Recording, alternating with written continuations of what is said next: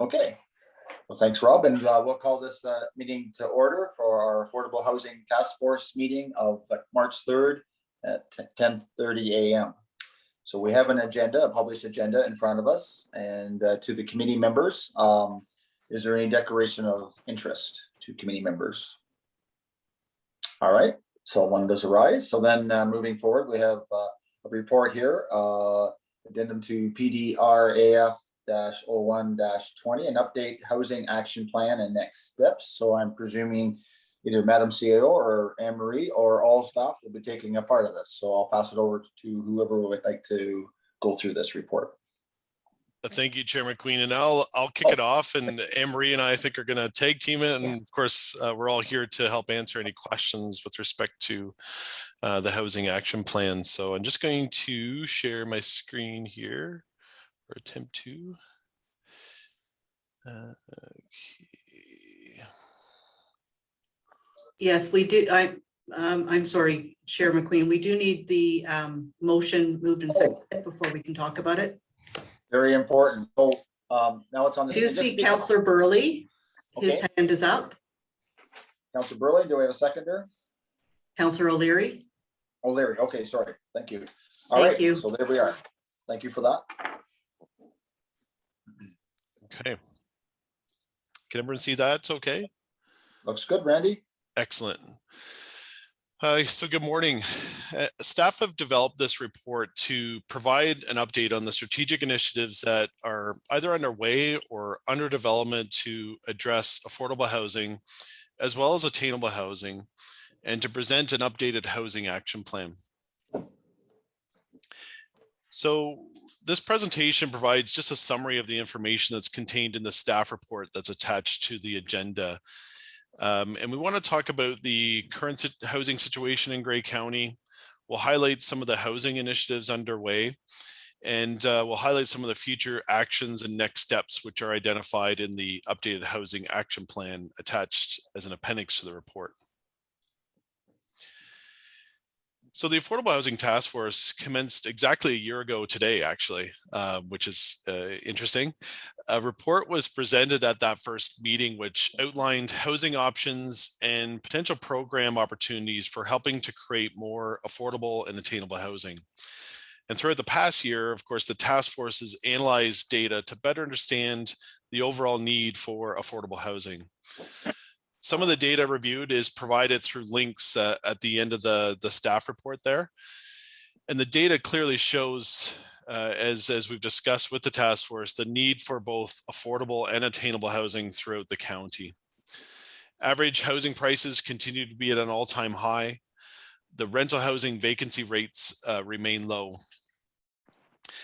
Although the Affordable Housing Task Force focused on actions and initiatives to provide affordable housing for residents most in need, which are residential households earning less than $30,000 a year, there are a number of action items and incentive programs that will also help to address some of the attainable housing needs, or often what we call the missing middle housing.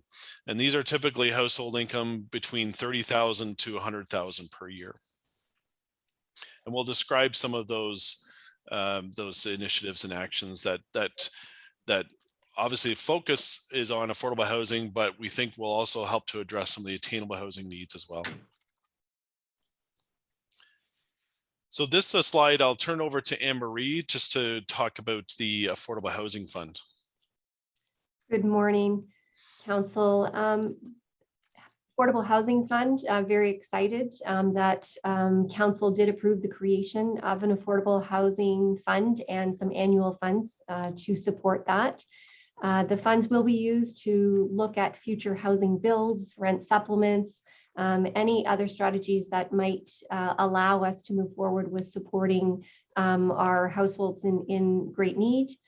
The funds will have an impact in addressing our wait list, which is great because the funds will be available to between a combination of affordable housing and rent supplements. We can offer people a unit that that will allow them to pay only 30% of their income. This fund can be used to leverage additional funding or grants. Right now, we don't have numbers from the province as to what those funds will be for next year, but we do know that there will be some funds coming through the affordable housing, provincial and federal funds. Normally, we get a 3-year allocation, which is great. It allows us to do some planning. So we're hoping to hear within the next couple of months from the province what those allocations will be for 2022, 23, and 24. Without those numbers right now, it does limit the planning we can do for affordable builds. But certainly, as soon as we get those numbers, we'll be able to look at what we can provide for some of our nonprofits that are anxious to get building. We can also reinvest funds from divestiture of some of our county property. We do have 2 units right now that we're looking at divesting. A few years ago, actually, I did go to council with a report looking at some of our single homes that may require a bit of capital to come, or that we know that we could look at doing something better with energy efficiency and whatnot. So we do have 2 units that I will be bringing to council, committee of the whole, for approval to divest in the next few months. So that whatever we do get from the property will be added to our affordable housing affordable housing fund. And then nonprofit mortgage payment savings. So we do have some of our nonprofits in which their mortgages are coming to an end in the next few years. We do have to enter into a different agreement. The agreement that we have with our nonprofits right now is based on funding that we provide for operating and for mortgage payments. So there will be some savings there. We also note that there will be some needs in capital funding that will need to be addressed in some of our nonprofits too for that future capital. The province is working, there's a working group, and there is opportunity as service manager ourselves. I do sit on the group to make some recommendations to the province as to what that would look like. So we are hoping, though, that there would be some savings that could be directed towards the Affordable Housing Fund. It's not our intention that we would lose any of the funding that we're currently putting into housing. And most affordable housing builds, as Randy mentioned, will probably be a mixture of affordable and attainable, varying levels of rent in order to make it a viable project. So even though we might be looking at focusing in on affordable housing, there certainly will be some missing middle market rents too. I'd be happy to answer any questions on that slide.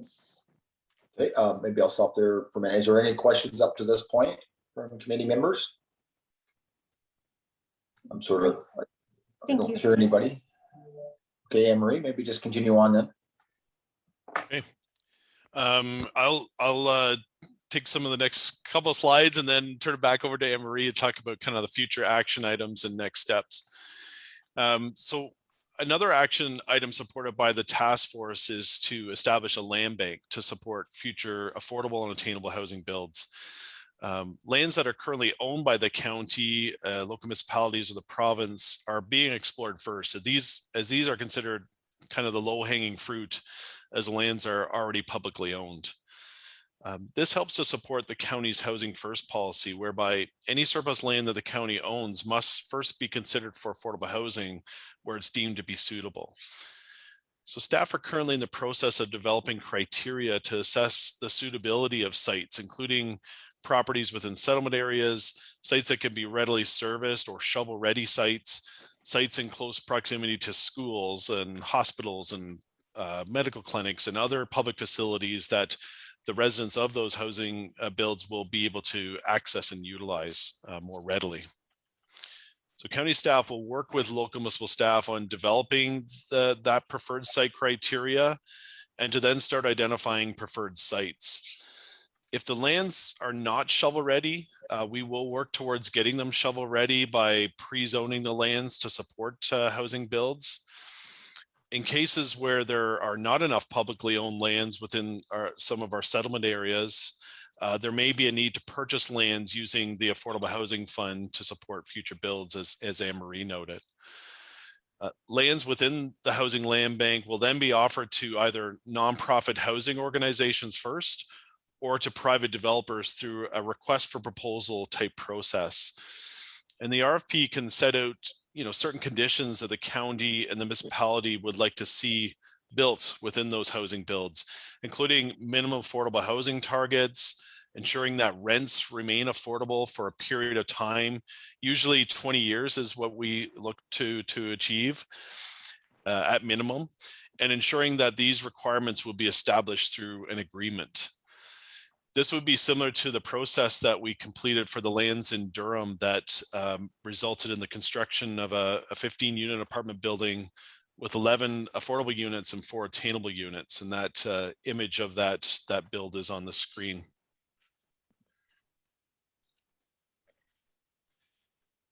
Another incentive to help encourage more affordable and attainable housing is the Community Improvement Plan program.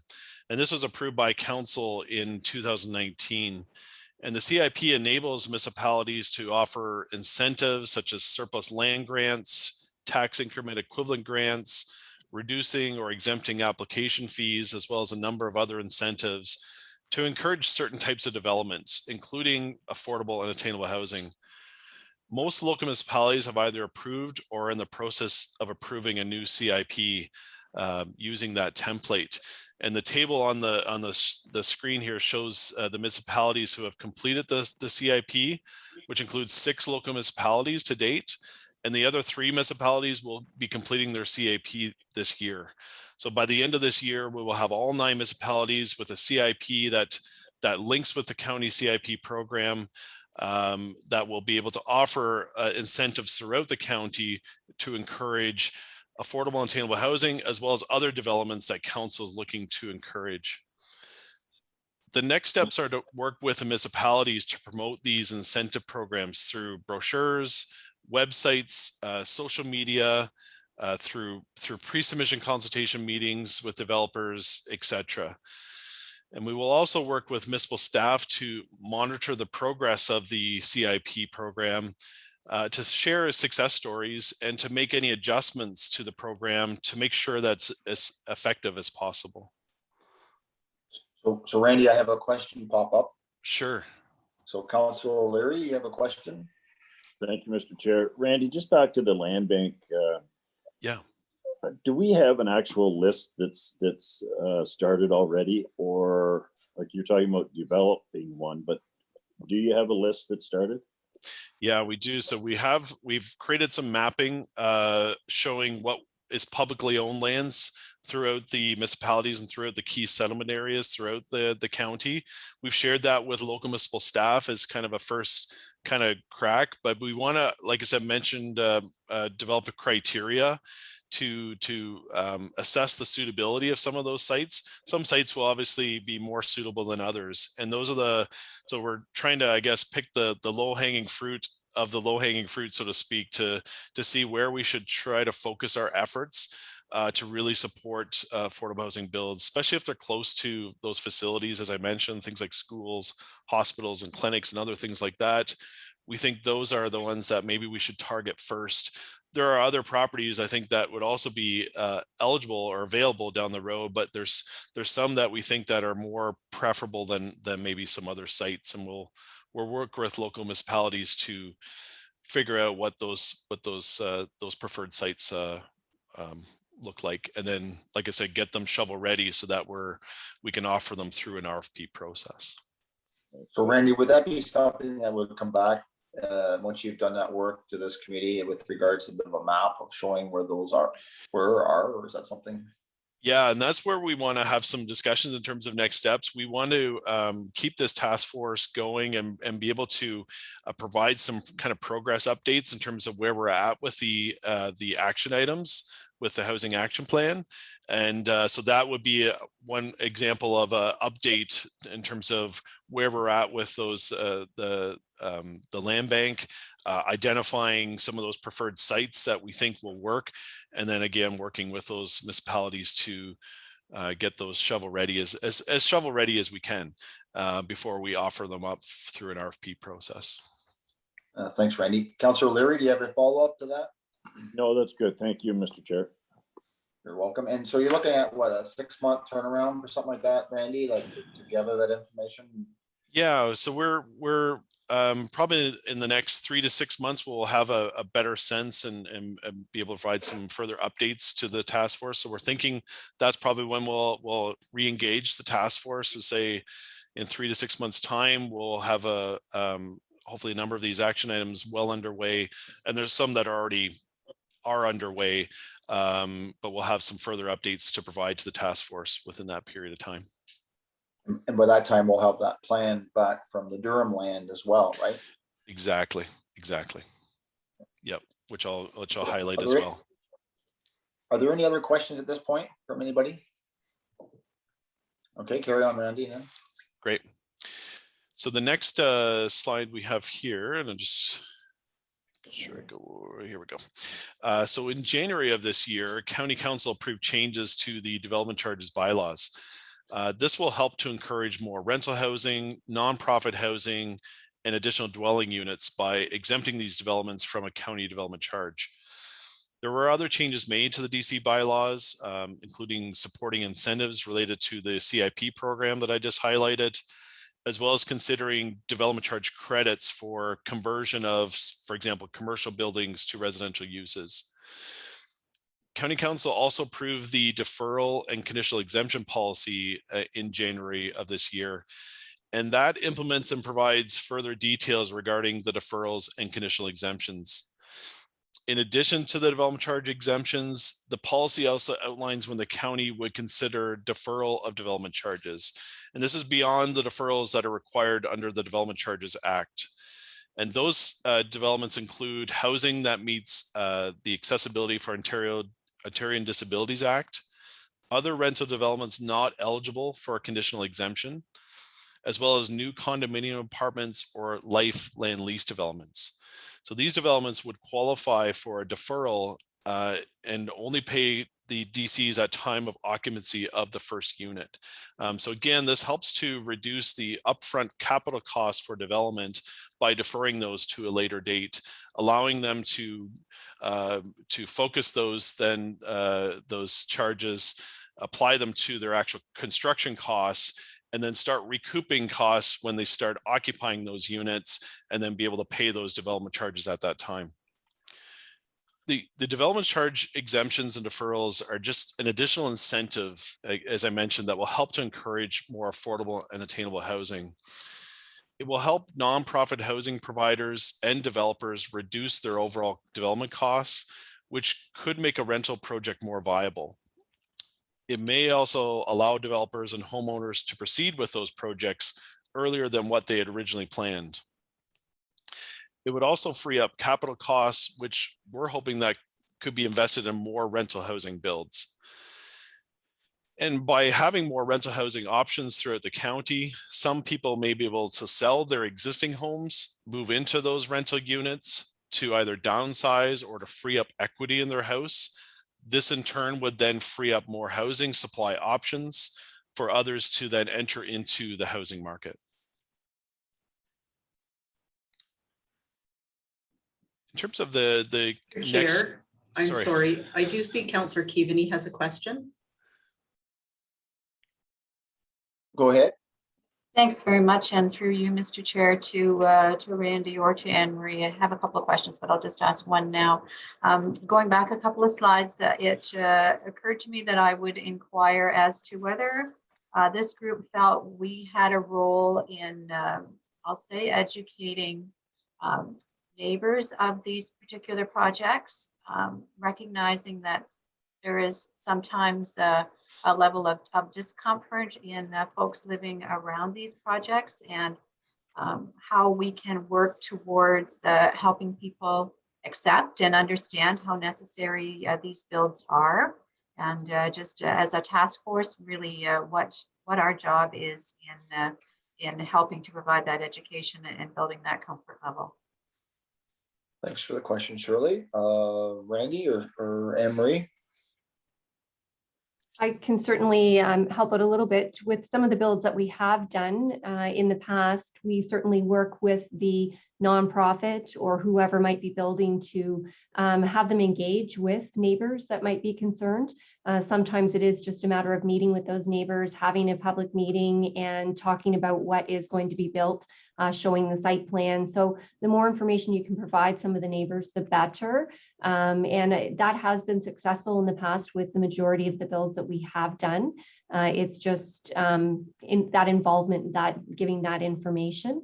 There's always going to be some that won't accept what that is, but I think the majority of them that come to the meeting feel better when they leave about what is being built.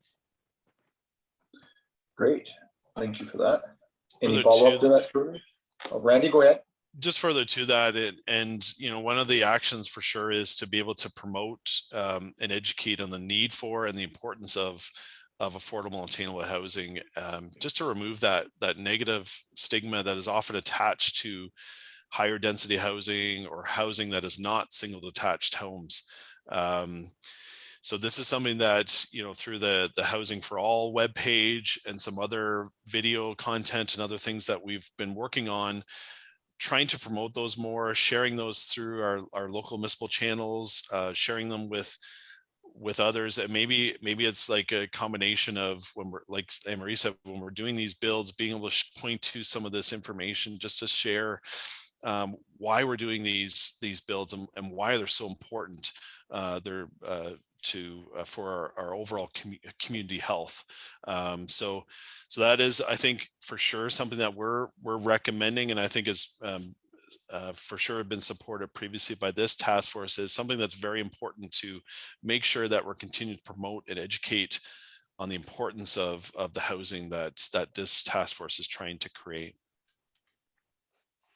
Thank you for that, Randy. Any other questions up until now? Okay, carry on. Excellent. So the next slide is around the importance of keeping our official plan and zoning bylaws up to date to create those favorable development conditions for affordable housing and other housing types that maybe traditionally we haven't experienced in the past. Recolor Gray was approved by the province in June 2019, and it provides a number of policies that support a wide variety of housing types and densities to be built. As our communities continue to grow and evolve, however, the county and member municipalities will just need to ensure that our planning evolves as well, and to update our planning documents to support these new housing trends, such as co-housing, supporting additional dwelling units, whatever trends are happening, to be able to help, again, address the affordable and attainable housing shortages that we have. Residential neighborhoods also may continue to change, as will downtowns, and opportunities to explore residential infill developments in or near downtown should be promoted. And that Living on Main Street study that was completed by the University of Toronto master's students, they provide some recommendations that the county and the local municipalities can consider when updating our planning documents. We are planning to do a housekeeping amendment in 2021. So that is an opportunity for us to review our current housing policies, and as well as to include policies to support different forms of housing, such as co-housing options, etc. So as part of that update, we'll be able to come back to this task force with maybe some draft recommendations in terms of policies, again, to support these overall housing forms.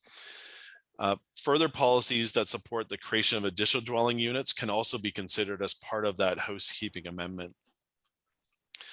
We will also continue to work with our member municipalities to update their zoning bylaws and official plans, again, just to make sure that we're creating that favorable development conditions at the community level to support housing. Most municipalities have updated their official plans and zoning bylaws to support things like secondary suites, or what we call now additional dwelling units, as well as removing minimum residential unit sizes from their zoning bylaws. There are other changes that can be considered, including unit densities and parking standards.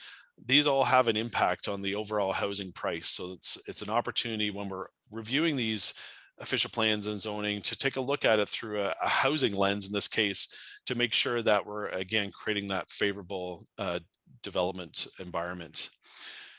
Pre-zoning lands identified as part of that housing land bank, as we talked about earlier, or where a municipality even wants to encourage a higher form of housing density, such as where permitting apartments, will also be important when zoning bylaws are being updated. Because if you pre-zone those lands, typically then what's only required is a site plan application, which in most cases is a fairly quick process. So again, being able to, from a timing perspective, because time is money, if we're able to pre-zone these lands, get them more shovel ready, it allows then nonprofit housing providers and developers to be able to just move forward more quickly to be able to actually put shovels in the ground. I don't know if there's anything further with respect to that particular piece. Just before we move on, any questions from community members or other staff? No? I know, Randy, we're doing a housekeeping with regards to our zoning. You're probably aware of with regards to secondary units and trying to make it more streamlined. So. Yeah, that's excellent. Mr. Chair, a question. Yeah, go ahead. Go ahead, Councilor Burley. I guess I'll throw it right back to Randy. I'm just curious.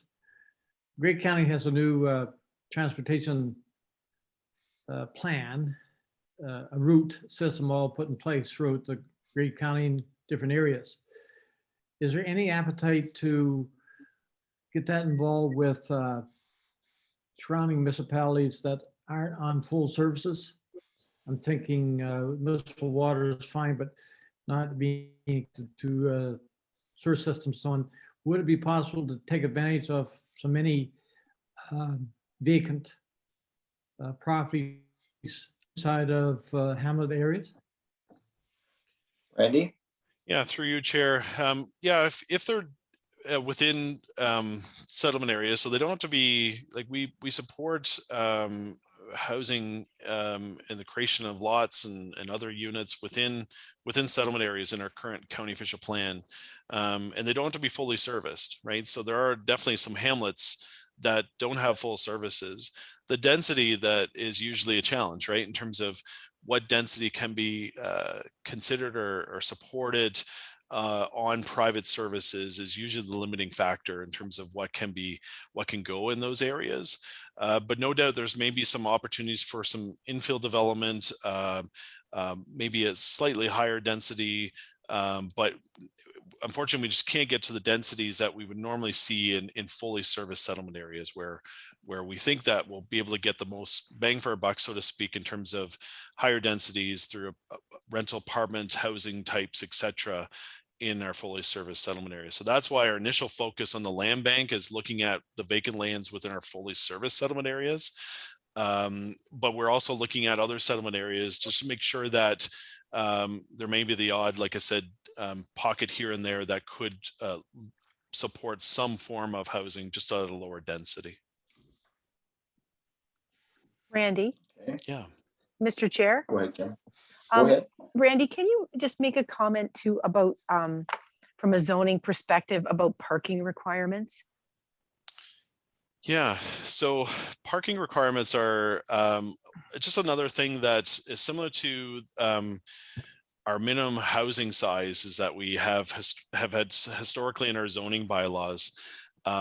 They are often things that we just don't really review in full detail, and so they create these legacy issues of, well, why did we create those anyways, or why are our parking standards requiring so many spaces for a development when we're seeing maybe a change in how and what our parking requirements actually are on the ground. So for sure, when we're doing our zoning bylaw updates, I think it's important to also look at our parking standards and requirements just to make sure that they're in line with what we're actually experiencing on the ground. And as we get into more transit opportunities and things like that, hopefully we'll see actually the need for more parking spaces being reduced further.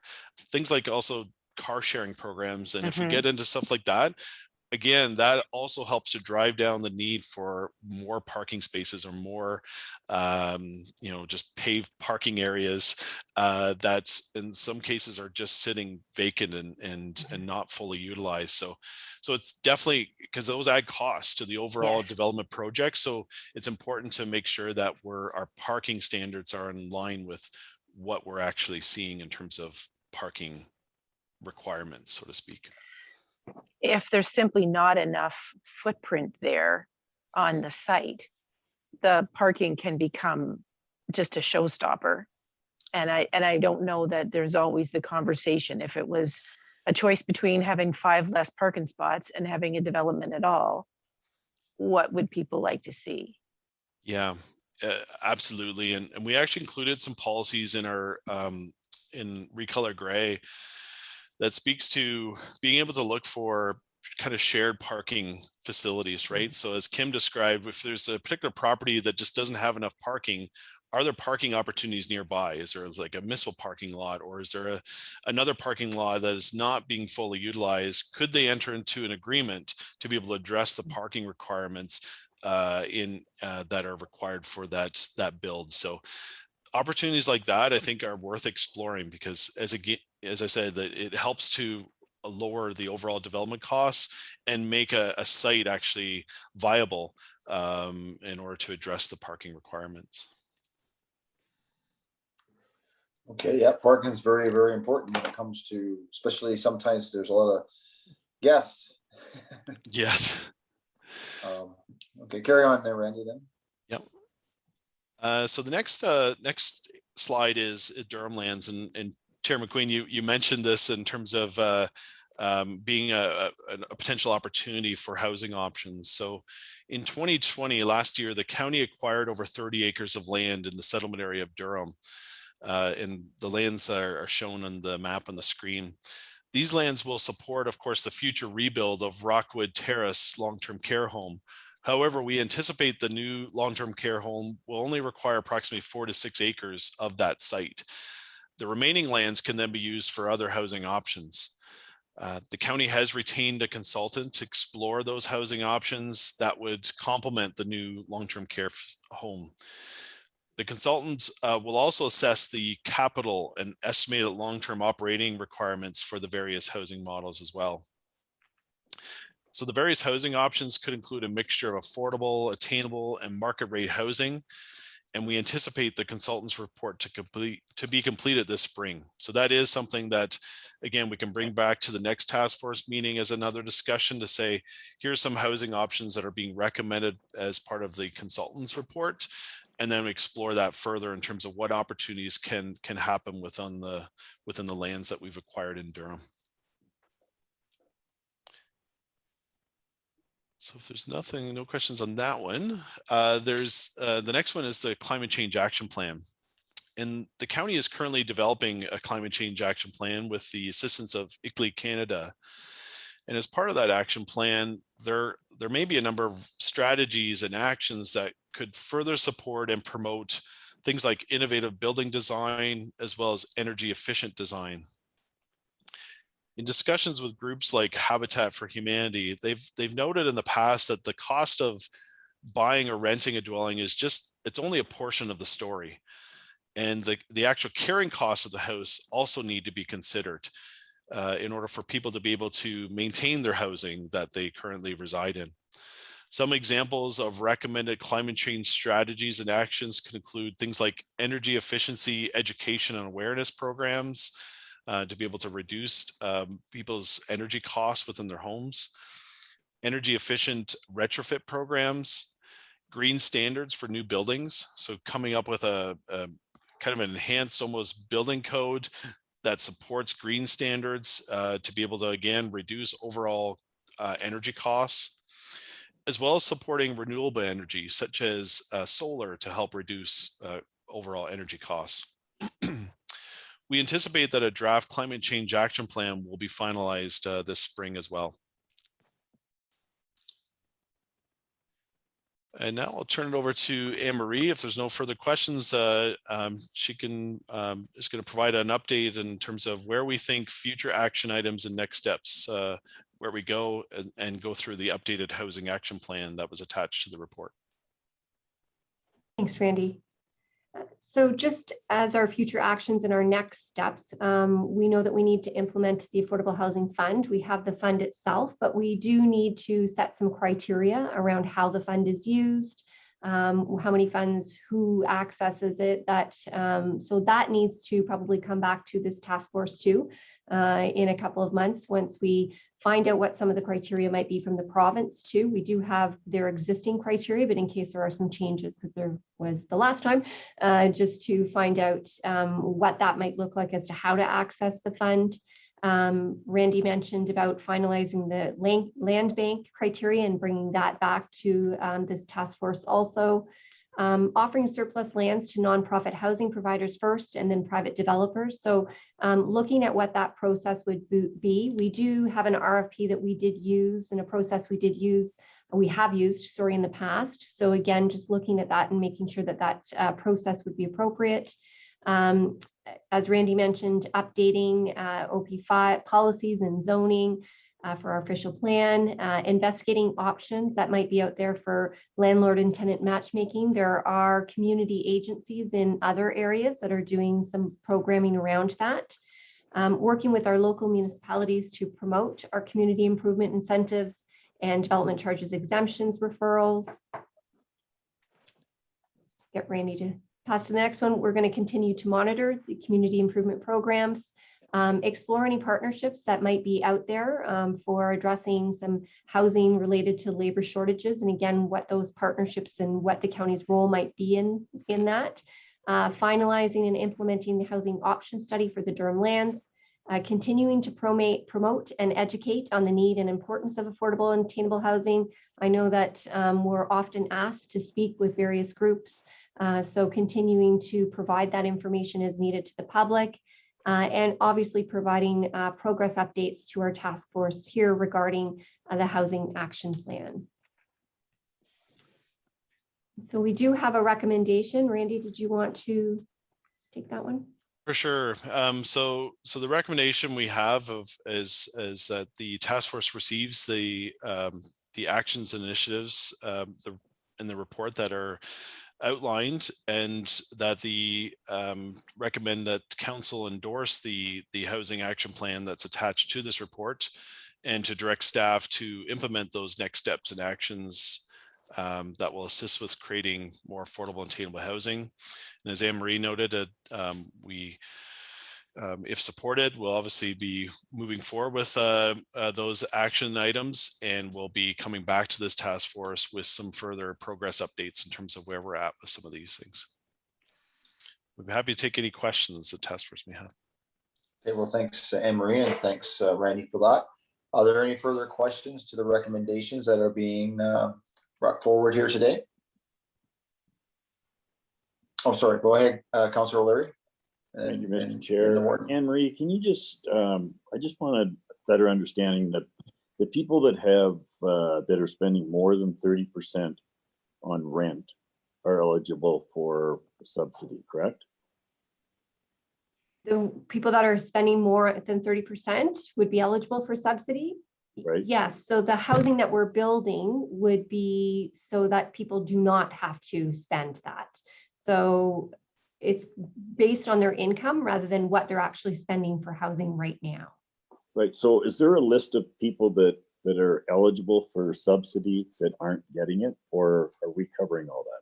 So that would be our housing wait list that we have. So if people want rent geared to income housing, which is 30% of their income, they would get onto our list if they want to move in with us. If they're looking for a rent supplement in the community, they would also be on our wait list for that. So we do not have enough funds to provide that. We spend, I believe we have about 70 or 80 rent supplements that we do fund right now. So now that we've added the 1%, can that be changed at all? That 1% will go towards helping build, because we know that without the 1% plus the provincial funds, an affordable housing build would not be viable. But we could certainly look at using some of those funds for a rent supplement also. They are long-term, and it is something, we did receive some money from the province for this year. So there will be a report coming to council on what that'll look like. But certainly these funds can be used for a rent supplement, but we do have a wait list for that now too. Right. Okay, thank you. And just before I go on to the warden, welcome Councillor Soever. I see you have joined us. Yes, thank you, Mr. Chair, and I apologize for being late, but we had a community recovery task force meeting that ran late. We have some issues on some of our seniors being able to sign up for the vaccination, so it did delay me a bit. Okay, well, we're glad that you're able to join us. We're just at the recommendation stage that was on our published agenda. So I'm going to go to the warden. I don't know where he went. He was on my screen. Yeah, we seem to have lost the warden right now, Mr. Chair. Okay, I don't know, Councillor Schwarber, if you have any questions.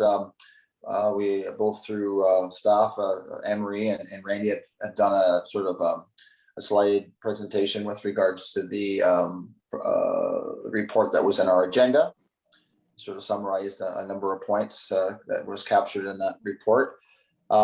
Just while you're maybe gathering your thoughts there, Councillor Schwarber. So Anne-Marie, you and I were at the Poverty Task Force there last Friday, and you did a great job presenting Grey County's position and what we have done. And I don't know if you have anything to add to that. I think we were certainly quite pleased. And I don't know if you have any comments with regards to that meeting.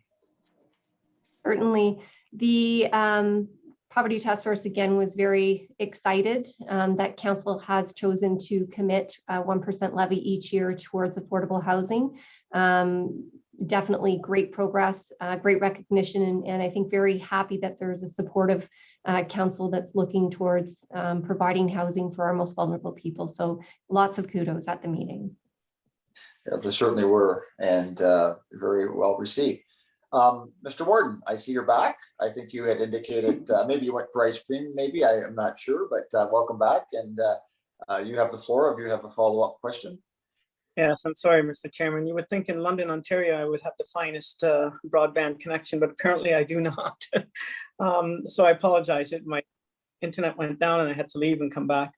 I wanted to raise, I can't remember if it was at this body or whether it was the Hanover Owen Sound task force, where the issue, we discussed the issue at some point about making connections with known landlords. So for example, there are a certain base of apartment owners, they're known, they're few in numbers, and expanding that to also known developers, people who have a history of having interest in developments that might be up our alley. I don't know what, if anything else, we've done with that, but I don't see it in the recommendations. And I wonder if we wouldn't maybe go back to that, because I think it is a very good idea to maybe, I don't know, begin some kind of engagement with these people, let them know what our plans are, find out what their needs might be, what would interest them, what's important to them. Any thoughts on that, Randy? Randy? Very good point. And I just did a quick scan of the housing action plan and that was left off by accident. So yes, I think we should, if this task force is supportive of it, obviously, is to recommend that be added as an additional action item, because that was missed. And that is something that we are still working towards.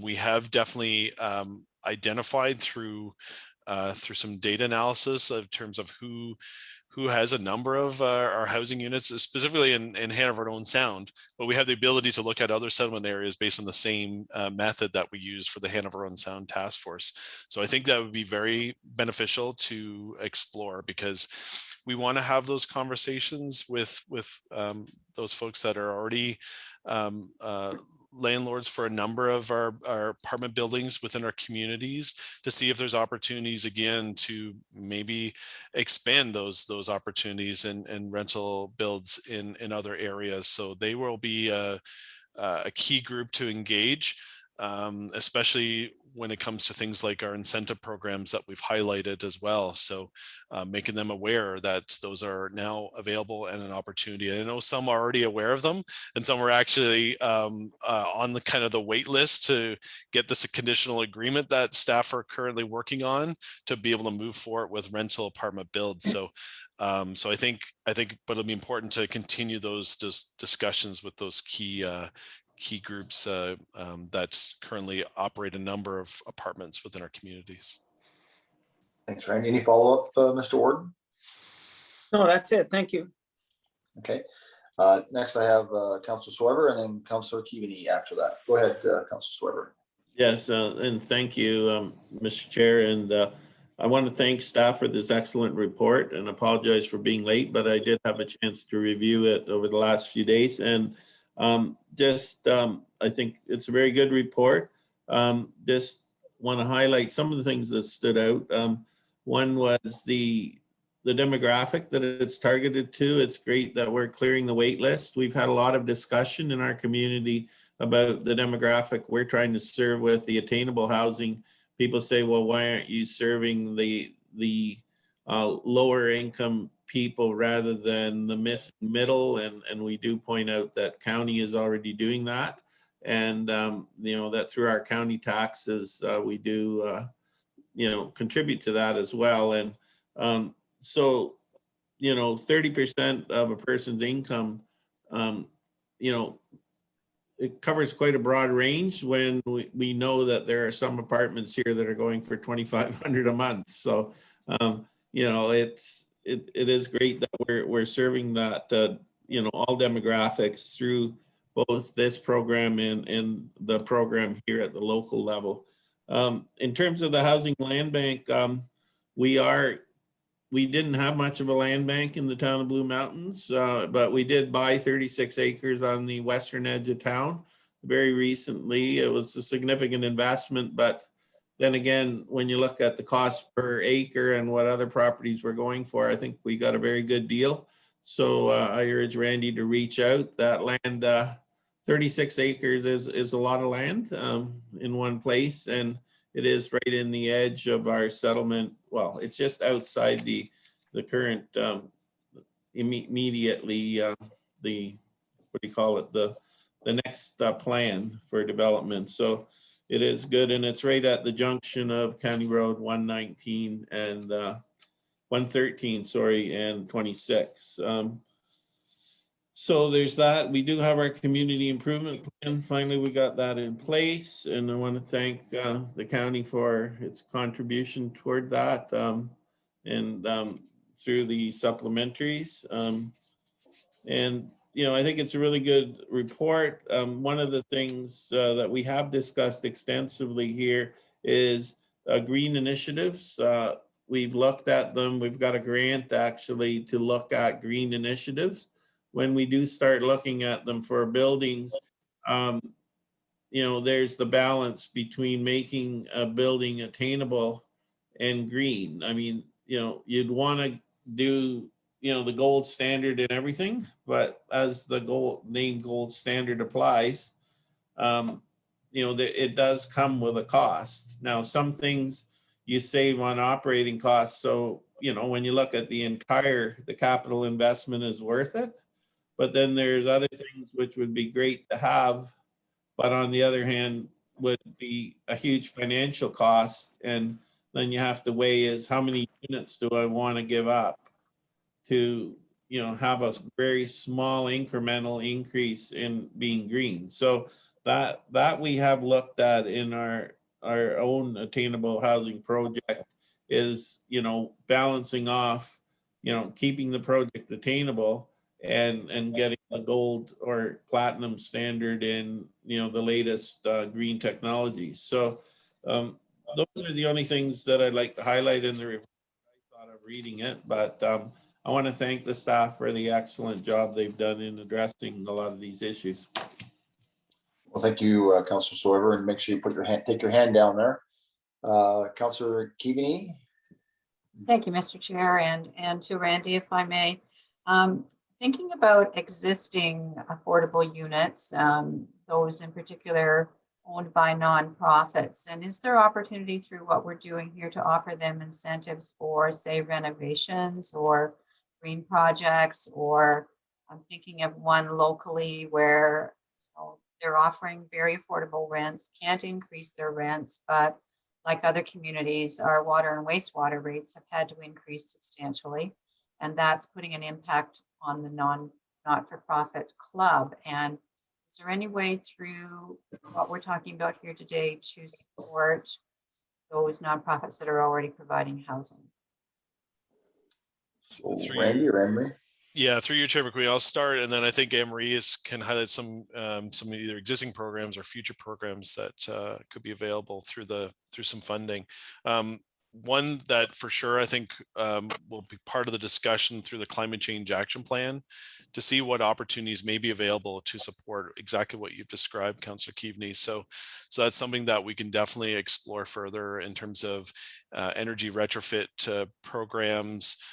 Just even education and awareness in terms of what, going back to Councillor Swever's points, in terms of what upgrades or retrofits are cost effective and that are quick fixes that don't cost a whole lot, but will actually reduce quite a bit of your energy costs. Things like that we want to really focus not only from nonprofit housing providers, but also just overall homeowners throughout our communities to be able to lower their energy costs so that they can maintain their housing. So those are some things that we definitely want to explore. And I mentioned too the kind of the green building program. A number of communities like Halton Region and others, they've developed kind of a green building standards that go above and beyond the building code. But again, going back to Council Swever, they need to be balanced, right? You can't have the gold standard all the time because that's just going to add more costs. But there are definitely some green standards and energy efficiencies that don't cost a whole lot, but really make a difference over the long term. So those are the ones that we really want to explore further with local municipal staff through chief building officials. What can we promote and support through some programs when folks are coming to our counter and asking for a building permit, pointing them to some small upgrades in their build that will actually make a huge difference for their energy costs going forward. So Anne-Marie, I don't know if you have any further programs that exist in terms of energy retrofits and stuff. Sure, through you, Mr. Chair, there's a few programs through utility companies too that they might have that they'd be able to access. LED lighting programs, there's certainly one that's out there right now. There were some programs provincially that no longer exist that hopefully maybe at some time what might be brought back. And for our own nonprofits that we support through Grey County, we have 9. There was a social housing apartment improvement program that was about 4 years ago also that did have some capital funds available for retrofits. So certainly our nonprofits take advantage of those programs when they come available. But right now, I believe the only existing ones are through utility companies. Okay. Any follow-up to that, Councillor Keaveney? Do you have any other comments? No, I'm fine. Thank you very much, Mr. Chair. If I may? Yeah, go ahead, Madam CEO. The only other piece of this is the potential, I think, for further education, awareness, and trying to build buy-in. I mean, we've all seen it. The tenant's not paying the heat and the window's wide open and it's January. Or you're not paying for the water so you can let the tap run. Things like that. And if there's a way to help people to, get on board with trying to be conscious of their energy use, if there could be something in it for them, if you will, that, the savings that you get on the ownership of the building, the operating of the building, somehow in some portion come back to further amenities in the space or something like that. I don't know, but I do think there's maybe some opportunities there as well. And maybe that gets improved, Madam CEO, with newer heat systems, because I know people say, I can't turn the heat down and it's so hot in here and I got to open the window up. Exactly. That's that's a very valid point. There's good reasons for that sort of thing. Absolutely. Okay, other questions? So just for refreshment, this was moved by Councillor Burley, second by Councillor O'Leary of the report. And sorry, Madam Clerk. I think it's important, thank you, Mr. Chair. Going back to Warden Hicks's comment about adding the engagement piece, because the plan is going to go to council for endorsement, I think it's important to add that into the resolution. So Kathy has drafted an amendment that the main motion be amended to add engaging with known landlords and developers to the updated housing action plan. So I think that's important to add in there so that the full picture is contained within the minutes. So you'd need a mover and seconder for the amendment, and then we'll go back and vote on the main motion as amended. Okay, thank you, Madam Clerk. Mr. Warden, were you willing to move that amendment? Okay, do we have a seconder for that amendment?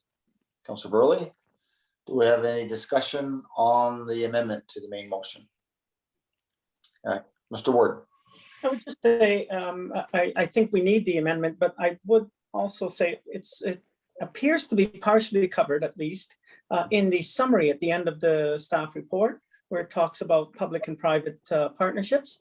Perhaps that's talking about, something else. I think this is about, the amendment is about engagement, but I think hopefully it leads to public-private partnerships.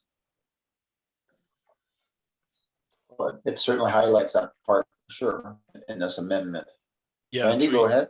Through you, Chair McQueen, I think that's where we would add some further detail just to clarify that it would be within that category for sure. Yeah, engagement, I think, is a great word. Yeah, totally. Okay, any further discussion on the amendment?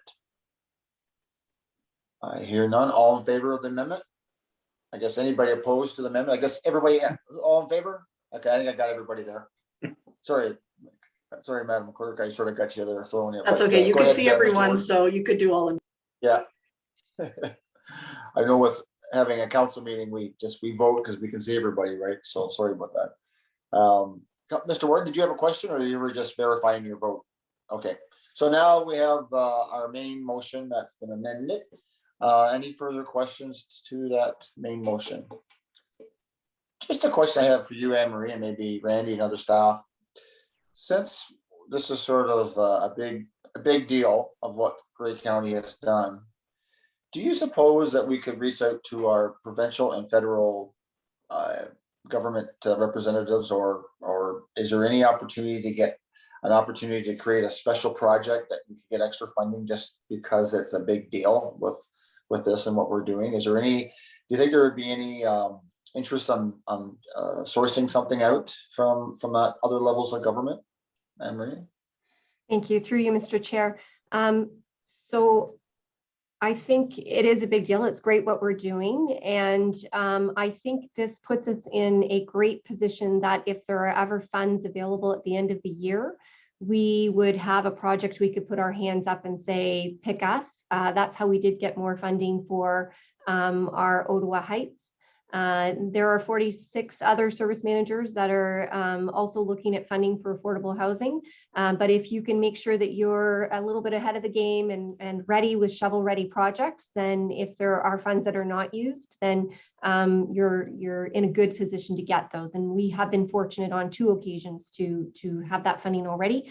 As long as we keep our contacts at the provincial level aware that we've got projects ready to go, they do reach out. So I think they're grateful that they have someone they can turn to at the end of the year that can get the funds out. Okay, well, thanks for that. And it's as us politicians, it's always our duty to always keep pushing that envelope a little bit as well. I got Councillor Sweber and then the word. Go ahead. Thank you for that. Yes, thank you, Mr. Chair. And I would suggest that it would be great that we do reach out to our federal and provincial counterparts.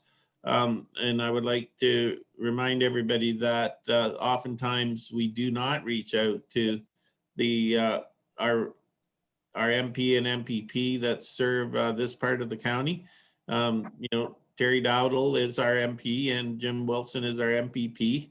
And, you know, I would encourage that we include them as well. A lot of times, I think they're feeling a bit neglected now in that they haven't been contacted by Grey County recently. Okay, that's a point well taken, for sure. Mr. Warden. Thank you, Mr. Chair. That's a good point made by Councillor Soever, and we'll try to address that. I was going to say, actually, on the Bruce Grey Owen Sound side of things, there's been very good dialogue. I meet with those individuals weekly, sometimes twice a week, and we do have quarterly meetings set. So I will put this item on the next quarterly meeting with those individuals, and perhaps Kim and I will talk offline about how we can build the relationship in the same way on the east side of the boundary. That's good. That's very good. I know I'll keep my ear to the table at the AMO portion that I am connected with as well. And I was always thinking that there's opportunities, and sometimes you gotta seek those opportunities to make them happen, and you always gotta be an advocate. So is there any further discussion? Even if they just know, I'm sorry, Mr. Chairman, I'm interrupting you. I think even if they just know that, you know, we've got this plan, they've been hearing some stuff in the media, but I think it is important, as Councillor Soever suggests, to make sure that they're aware, maybe they dive a little bit deeper with them about what we're trying to do. And if they can just keep us in mind, if there are opportunities that come up, that they at least know this is the plan moving forward. And we just want them to be on board with it. Allies. Yes, communication is always good. And just another comment is, you know, there is this idea of a federal election out there somewhere. Sometimes funds appear, opportunities appear, you know, so we always got to make sure we're always ready. And as Anne-Marie explained, you're always looking for those opportunities for sure. No last comments then on the motion that's on the floor. How about all in favor? All those in favor? All in favor? That's carried. Very great. Is there any other business then? I see on the agenda there's a spot for other business. Is there any other business then that was to be addressed? So just, I guess, the next steps then, I guess, for you, Randy, or Madam CEO, then you were looking at there was a couple of reasons to coming back in the future. So we'll be looking at maybe like May type thing. There will be that report that comes back, I guess, at some time in the spring. I guess we'll leave it up to staff to determine when that time will be to call that meeting. And yeah, MCO? I think I had in my mind maybe closer to July. Okay. But in that time frame, well, when we've got substantive feedback, we'll make sure that we get something set up right away. Yep. And certainly if Anne-Marie comes across a situation where there's a great opportunity, we need to call a meeting. We'll certainly need that. We can certainly do that, right? I'm always hopeful thinking, right? Okay, well then that's seeing that. Then do we have a motion then to adjourn then? Moved by Councillor O'Leary, second by, do we need a seconder? Councillor Soever. All in favor?